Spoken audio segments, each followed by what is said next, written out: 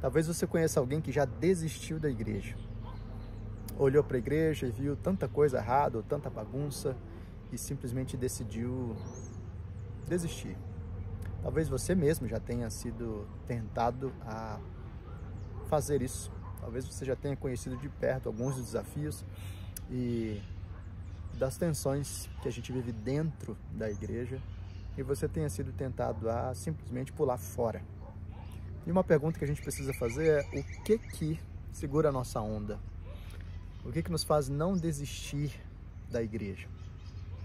Nós estamos começando uma nova série de mensagens na primeira epístola, na primeira carta de Paulo aos Coríntios, lá na primeira igreja presbiteriana de Barretos.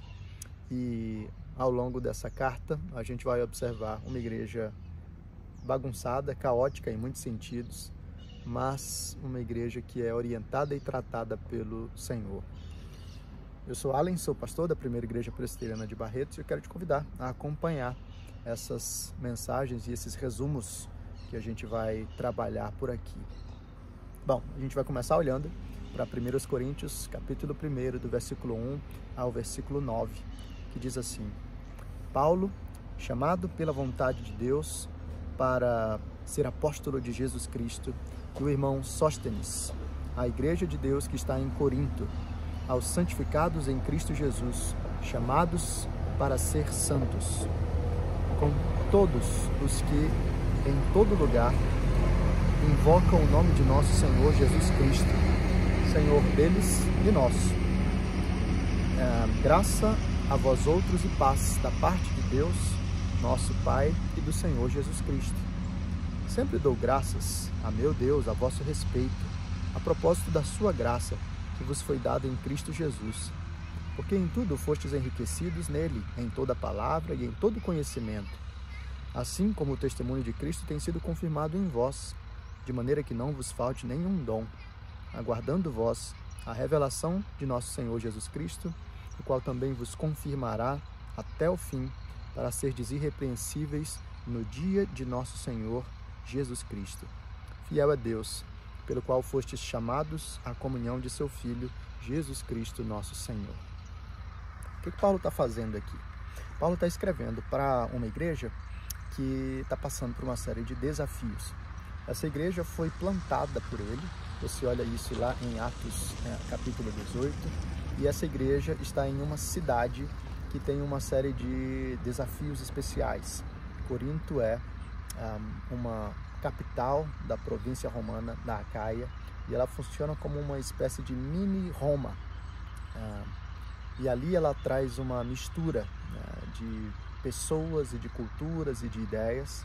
Ela traz uma pluralidade religiosa e uma expressão muito viva de paganismo, e moralmente ela é uma cidade bastante depravada. E no meio dessa cidade, uma igreja nasce.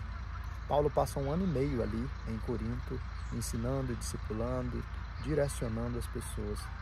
Mas depois que Paulo sai, pouco tempo depois, ele recebe a notícia de que aquela igreja, aquela comunidade está passando por alguns desafios, vários desafios na verdade. E agora ele escreve essa carta aos Coríntios para tratar algumas coisas que ele ficou sabendo por meio da casa de Chloe, está lá do capítulo 1 até o capítulo 6, e para responder algumas dúvidas e questões que aquela igreja havia feito para ele, a partir do capítulo 7 até o fim do livro. Paulo olha para aquela igreja e percebe aquela igreja no meio de muita confusão. Pra você ter uma ideia, havia divisões em torno de líderes, havia brigas tão intensas que os irmãos estavam se processando publicamente, havia imoralidade no meio da igreja, havia dúvidas quanto ao casamento, enfim, havia um monte de problemas. Os irmãos brigando quanto a tipo de comida que poderiam desfrutar ou não, enfim. E Paulo olha para aquela igreja e ele poderia simplesmente ou desistir daquela igreja, ou simplesmente chutar o balde, né? Reclamar de vez. Mas é interessante que ele começa a carta com uma nota muito positiva. E por isso é importante a gente observar isso aqui. Existem 3 coisas nesse texto que chamam a nossa atenção do porquê Paulo não desiste da igreja, Deus não desiste e nós não devemos desistir também. Então, o primeiro aspecto é observar a identidade da igreja. Então, Paulo descreve aquela igreja como santificados. Isso significa que, ainda que eles experimentassem uma série de dilemas e muita confusão, ainda que eles tivessem manifestações de pecados e outros aspectos ainda presentes na vida daquela comunidade, fundamentalmente a sua identidade estava em Cristo e não na sua performance. Esse é um ponto importante para nós. Apesar da nossa bagunça, a nossa identidade está em Cristo. Santificados é a noção de que aquela igreja estava no Senhor e de que a obra de Cristo era que definia a condição e a posição real daquela igreja diante de Deus. O segundo aspecto não é só a identidade da igreja, mas o chamado da igreja. Então Paulo fala que eles eram santificados, mas também chamados para ser santos.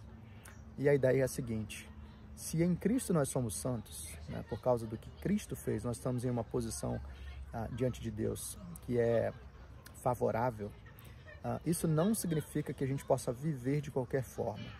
Nós temos um chamado diante de Deus, e esse chamado é para ser santos. Então nós devemos nos tornar aquilo que nós já somos em Cristo.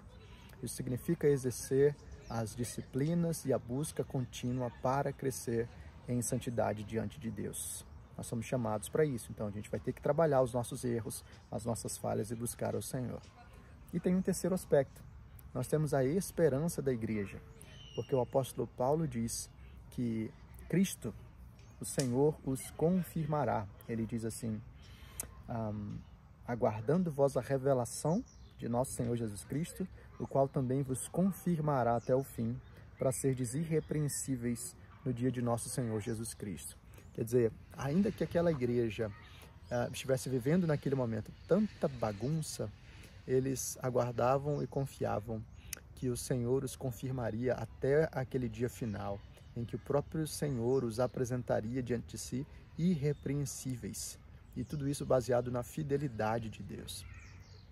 Então essa esperança é que sustenta a nossa caminhada um dia de cada vez.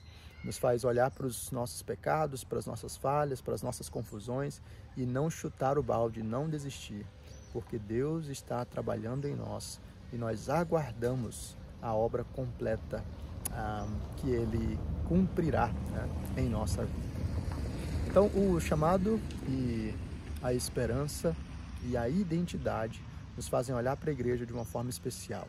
Uma igreja tão bagunçada como aquela de Corinto podia ser uma igreja cheia de vida e esperança. E assim, na nossa experiência concreta, a nossa caminhada, por vezes tão bagunçada, tão confusa, pode ainda ser uma caminhada de perseverança no Senhor, por causa da nossa identidade em Cristo, apesar das nossas imperfeições, por causa do nosso chamado, buscando crescer em meio às nossas imperfeições e por causa da nossa esperança. O Senhor trabalhará em nós e nos apresentará irrepreensíveis, nos apresentará perfeitos diante de si. O desafio, então, para nós é o de firmar a nossa identidade em Cristo, porque se não tivermos essa identidade firmada no Senhor, a gente se perde no caminho. É de resgatar o nosso chamado para a santidade, porque se a gente não olhar para o nosso chamado, a gente vive de qualquer forma, e de renovar a nossa esperança em Cristo, para caminhar um dia de cada vez, confiando no Senhor. Eu quero convidar você a olhar a mensagem completa que está no site, no YouTube, da Primeira Igreja Presbiteriana de Barretos, e assim acompanhar a meditação mais completa no texto.